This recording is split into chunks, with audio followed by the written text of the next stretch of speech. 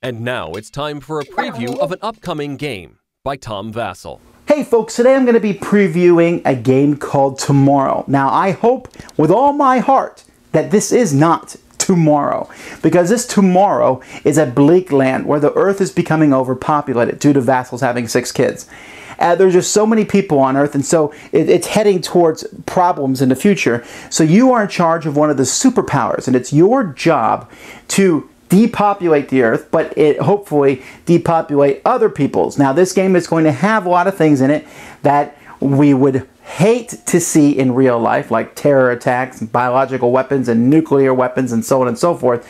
But in this game, they're very abstracted out. You're not seeing millions of people die. You're basically taking pieces off a map. But you use all these to get your secret agenda to the forefront. Let me show you a little bit. Once again, I like to emphasize that this is indeed a very much prototype of the game. What we're doing here is we're showing you just basically a little bit about how the game works. The final game layout will look much different. In fact, terminology might be different.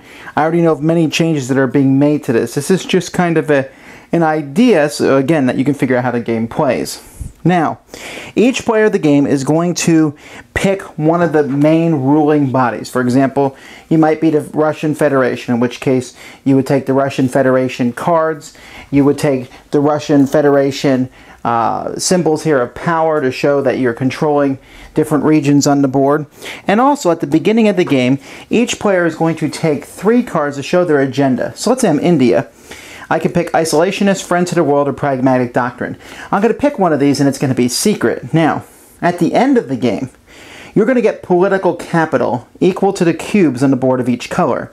So for example, if India is a friend to the world, for every cube that survives of all the different colors except black, because apparently they don't really care much about Russia, they are going to get 3 points. And for each cube they destroyed, except for their own purple cubes, then they're going to get a point. So they're more concerned about protecting than destroying. For Isolationists, they get a lot of points if they keep purple cubes alive, but they get points if they protect or destroy the ones that are near, and they really don't like China. Look, three points for every Chinese cube they kill.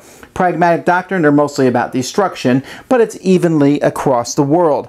And again, these are just a few different things. For example, you can see that the United States could have the European hegemony, the regime of hatred, where they take out green and red, and black, you know, Russia, the Arabs, and China, they're for that, or a Pragmatic Doctrine where they take out everybody, or again, they're helping out Europe.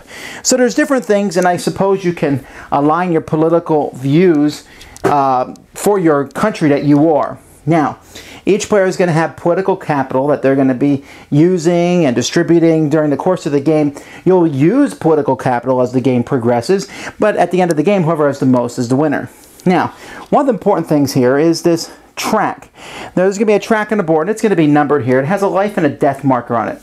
The life marker is going to be constantly going down as turns go by because, well, cubes are going to be disappearing from the board and dying. At the end of each turn, after everybody has gone, you're going to roll a 10-sided die, and the death marker is going to go down whatever number you roll. If the death token ever passes the life token, then everyone loses and the game is over. Otherwise, the game will go over once you go through a certain number of events.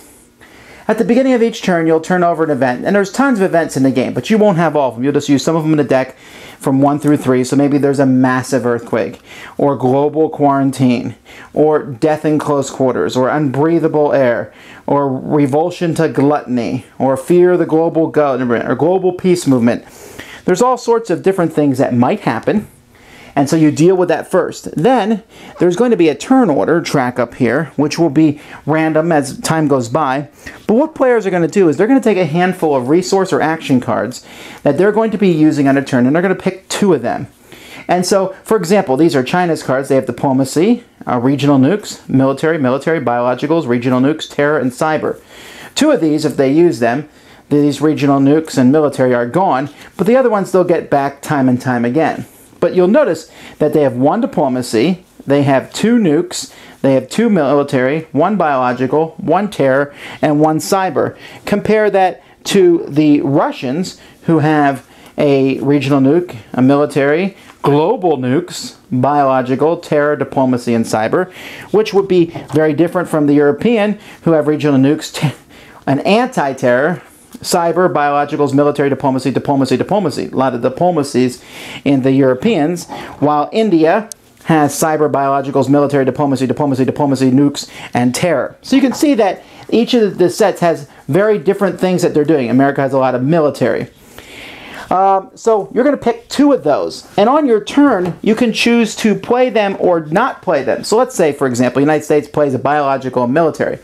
When it's my turn, I can play either or both of these. Now, you might not want to play them because, first of all, when you play one of these cards, you expend political capital to do so. But also, you can use one of these cards to stop someone else from doing it, even if it's not opposed to you. Like, for example, this is a block an opponent's biological action. Well, maybe that's what I want to do. Even if, let's say, India attacks China with a biological weapon, I can stop them from doing that, and I'll get political capital for doing so. So you have to decide which of these cards to use and when. What the cards basically do, military lets you attack regions that are next to you. You can basically conquer any region that's not an opponent's home region.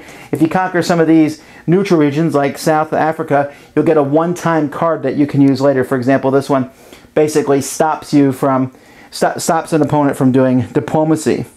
When you play biological attack at the beginning of the game, each player is going to draw some biological warfare. Now, some of these are real, some of them are not, but I didn't know there was this many biological attacks. Purple spotted fever, Congo Crimean fever, zombie disease, 6 feet under, cyanide storm, Jude's fourth law, and Swiss flu. So when you play one of these, you play it in an area, it tells you how many cubes it instantly kills, it tells you the chance of it spreading in the adjacent regions, it tells you how long it will last and destroy people. So there's different things going on there. And then there's diplomacy, where there's a way to control nations next to you through means of peace. Terror attacks can just destroy cubes in other people's countries. Nukes they're not as useful, and I can't believe I just said that. They're not as efficient at destroying population as biological is, but they are there for basically retaliation. For cyber, when you play a cyber card, you take control of cyberspace. What cyberspace does is it lets you play 3 of these cards per turn rather than 2. And terror attacks, and there's different things. You are allowed to make deals in this game to go back and forth and make any kind of agreement with other people. Deals are not binding. And as you can see, these cubes, while there's tons of these cubes on the board, as time goes by, these cubes will come off, and the game's going to end either in defeat for everybody or victory for one person, taking the political capital that they've accrued throughout the game and then adding whatever their card might have. So isolationists, and I say, oh, there's 5 black aqua cubes left. Well, it's 5 times 2, 10 more political points for me. Whoever has the most is the winner. So there you have it. Tomorrow is going to appeal to people who have a darker side of humor, because that's what's going to come from this game, but it's also going to appeal to gamers who like a lot of negotiation and a lot of kind of outguessing your opponent. Is America going to make a military attack this turn? I can stop them. Is India going, what's their goal? What's their end result? Maybe India and China should work together, because if they don't, shooting biological weapons into each other is going to come back and float across their own borders and hurt them, and that's kind of problematic. So there's a lot of different things that are going to be flying around that people are going to be playing, going back and forth. Now remember, what I showed you was a prototype. There's a lot of work to be done in the components of the game, but if you'd like to help fund this game and getting it out there so that you can play it and you can control superpower, in just a few moments I'm going to show you a link so you can go to the Kickstarter and support it. The game is going to fund, it's going to be printed, so here's your chance to get on board and see some of the cool things come in effect with this game.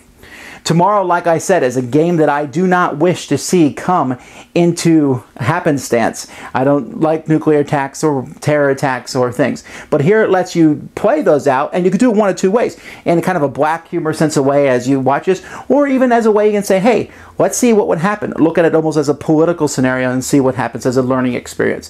Either way, because of the negotiation factor and because of the back and forth, and you never know what people are going to do at any specific time, it's going to be a lot of fun for people.